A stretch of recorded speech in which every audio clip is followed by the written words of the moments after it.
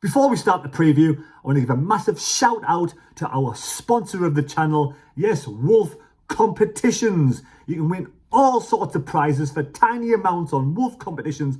You know, some people have won £80,000 on your TVs, game stations, everything you can win on here. Pop over. If you've been on before, good luck if you try again. If you're new, you know, there's a link down in the description. If not, there's wolfcompetitions.co.uk. Pop over. Check it out. It is definitely worth having a look, and it's probably better. It's better than most of those other places you can go, and you can go on all these bingo websites and spend a fortune and win out. Chances are you got a great chance of winning on Wolf Competitions. Cheers, right, let's get the preview started. Here we go, back again with another matchday preview and weekly roundup of Sunderland AFC. Yes, and Sunderland do travel to Arsenal, the Arsenal, tomorrow for a 3 p.m. kickoff down at the Emirates. Probably the hardest away game of the season. But the week started on a Monday. Yes, the Monday, of course, it was Monday when Sunderland did play Burnley. But before that, the transfer window kicked in and Sunderland did sign a new goalkeeper, Mikael Elberg from Malmo, the 22-year-old up-and-coming goalkeeper. Replaced Anthony Patterson, who moved on to Millwall. And I think that Patterson's contract is out in the summer. I'm not sure 100%. Let me know in the comments down below if I'm wrong. If that's the case, could Millwall be his next destination after his loan move? I wish Anthony all the best. Hopefully he'll get some good game time and have another good season in the Championship. But we did sign late on the transfer deadline day. We had Nielsen Ngulu. He came from Anderlecht, where he knew Siddiqui from playing together in the past when I think Siddiqui played for Anderlecht. So they're very good friends. Nielsen, a fantastic, you know, I watched some of his play online. Good right foot, good left foot, comes down the left-hand side, cuts inside, has got some absolutely fantastic goals. His dribbling skills are second to none. And he is absolutely, you know, got a bit of pace as well. So this looks like a really good, talented young lad to play on the left-hand side.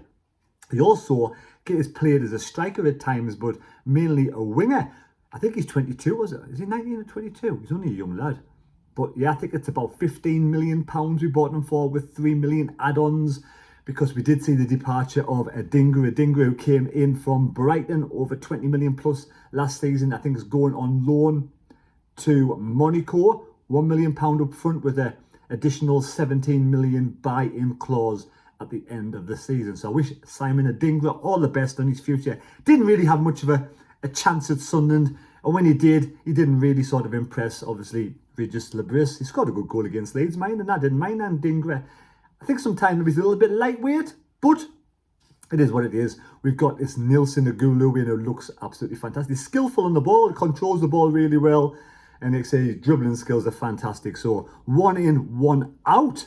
I'm quite happy with the transfer window. And of course, we've got Diarra back. Diarra, who started his first game for a while against Burnley. Now, we were looking for a bounce back after the defeat against West Ham, when, you know, numerous players played under par. But every single time Sunderland have lost a game of football this season, we've bounced back with a win. So that shows, you know, that shows the level of dedication, the level of the ability, the drive, the want, the will. We just don't like to lose, do they? Let's face it. So they lose a game of football, and the character of the players to come back and win the next game.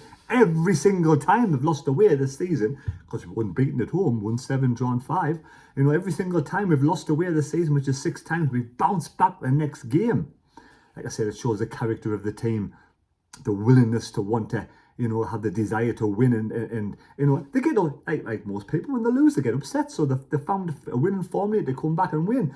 And the weekend, Trey Hume, Monday night, was the captain of the game, but he was playing more on the right wing. So Mukiele had this, you know, had someone to really work off, and it showed at times. And I thought Hume, considering his first time he was captain against West Ham, disappointing. He bounced back and he put in 100%, and for me, he was one of the best players on the park on Monday night. And to come from League One with Ballard up to the Championship, up to the Premier League, is some achievement. I know Luke O'Nine's done it as well, but these lads are playing regular, you know, Ballard and Hume against the best in the Premier League, the best in Europe, and I have to say well done. So yeah, Hume had a good game. We played the 4-2-3-1. We had Diarra, Siddiqui and Lafay. Lafay had another good game. Diarra, 2 goals. Well, you know, he got 1 goal and one offside, but we'll give Diarra 2 goals, of course. We're the ones that make the rules, that we'll give Diarra 2 goals. I thought, you know, Diarra to come back, start the season so well with Sunderland, but then be out for a long time with an injury, came back against Brighton for half an hour, looked off the pace, prove his fitness, really trying to prove some sort of fitness for when he goes to Senegal over in AFCON. Went over there, got game times, getting fitter and fitter, came back and he was absolutely amazing, wasn't he? Let's face it. My man of the match just on Monday night to score 2 goals, and Talby, absolutely fantastic power driver, fantastic shot. That's what Talby can bring, is up the skill. We saw it before he came to Sunderland, the amount of goals he scored from long distance. So that is in his, you know, in his bag. His goodie bag, that's what he brings. He didn't have an amazing game, you know, wasn't one of the best players on the pitch, but that's what he can do. He can shine with a bit of magic like that, and that 3rd goal killed the game off. Burnley were poor. One of the most poorest sides along with Newcastle I've seen at the stadium like this season. Really, really drab. You can see Scott Parker was disappointed, the team was disappointed, but at the end of the day, we made them look poor for me. It wasn't so much that they, you know, that they were just garbage. We made them look poor. We put them in our back pocket and we won that game very comfortable. And now with 36 points, surely we're safe. Got to be safe now. 8th place. But we do, you know, the whole round team performance on Monday night, there's nobody you could really say underperformed. Some players performed better than others because they all can't perform the same level. And you could see it, different players played really well. Robbie, absolutely amazing up top. He's like a big brick shithouse. Nobody can knock him off the ball, and he holds that ball up tremendously well. And Diarra being able to get in the box just brings a different dimension to the finish in the final third, you know. So 3-0, we deserve the 3-0 win. And you could see Regis Labrisson on the touchline really celebrating. And without Xhaka, I think the first game against West Ham when we lost was a shock to the system not to have that focal leader on the pitch. But I think they've adapted really quickly and really well, and they've got their minds focused on. Hertruida was supposed to go to Liverpool, was wanted by Arne Slot.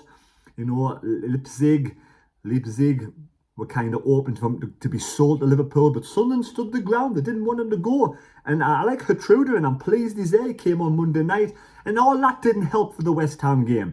But now we're more settled and we move to Arsenal. Yes, the Emirates, it's a tough game. I hope the Sunderland fans go down there, have a fantastic weekend, safe journey home. I know Jonas is going down there, so we have a weekend, good weekend, Jonas.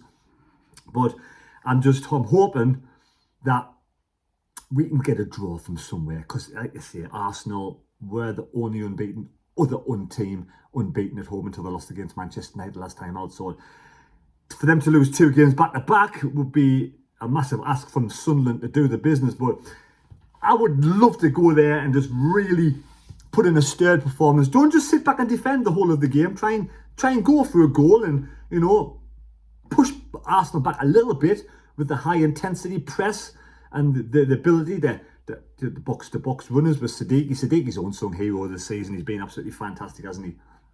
So Noah Xhaka.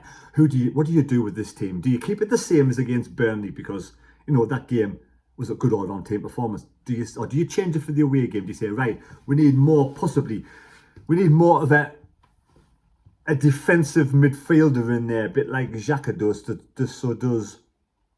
Does Hertruida come in there alongside Siddiqui, and you put Diarra over to the right? But can you see him dropping Hume to the bench when he's been captain and played so well? So it's a conundrum. I kind of feel that he may, if Diarra struggled. I heard people say that Diarra was struggling the last half an hour of that game on Monday night. So if it's come too soon, you could have Hertruida in there with Siddiqui. Hertruida, Siddiqui, Lafay. Again, Hume, Michele on the right, and on the left, of course, you've got Talby and Ronaldo, who bounced back again with a good game. The defenders, Ballard, Alderweireld, both had good games against Burnley. So yeah, so you could go that more defensive. Maybe he's not risk Diarra getting that injury that he had suffered for so long. So just err on the caution, maybe. Diarra to the bench.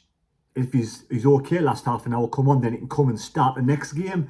I'm just a bit wary about, you know, when players have been out for so long, and they play a game, they play a full 90 minutes almost, and then they only have so many days recovery to come back and to play again. You want to look after the players because it's still got 14 games to go. But at the end of the day, I'm sure Regis Lebris knows the scores on the doors. He's been brilliant. The whole team's been brilliant. Everyone in the whole club. It's like a breath of fresh air, isn't it? It is amazing. I want to say yes as well. One of Sunderland's best fans, Sunderland's oldest fan, sadly passed away last week. George Forster. So my thoughts and prayers go to you and your family. Yeah, I'm sure he'll be watching down from heaven. But 99 years of age as well. But yeah, so score prediction, I'm going to go for 0-0. I'm going to go for a 0-0 result. Right, let's make no bones about it, you know. I fancy a 0-0 result, but we could easily get beat with this Arsenal side. Top of the table, you know, they've won 16 games, drawn 5, only lost 3 all season, 53 points, plus 29 goal difference in the final of the Carabao Cup. Only lost 1 home game this season, like I said, and they've got some absolutely fantastic players. Trossard, Gyökeres, you've got Marino, who's even doesn't get a game. He's on the bench, but comes off the bench. Such a high presence in the penalty box.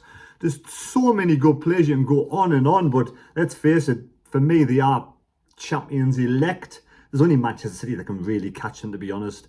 And they did beat Chelsea during the week, late on 1-0 to get to the final of the Carabao Cup. So yeah, the last game, they beat Leeds 4-0. But I said they lost to Manchester United 3-2, so they're not invincible. So there's always a chance. Leave your score predictions down below. Let me know your thoughts on Nielsen, Agulu coming to the club, Dingra going, and what's your team? What team would you start? Would you rest Diarra? Would you replace Hume with Diarra and bring a Dingra on? Or keep a Truder on? Or would you keep the same team as against Monday night? Let us know your thoughts down below. Thanks for watching the video. Subscribe to SFC Fan TV. Be much appreciated. Cheers, give us a like and subscribe, and we'll see you next time. Cheers, folks.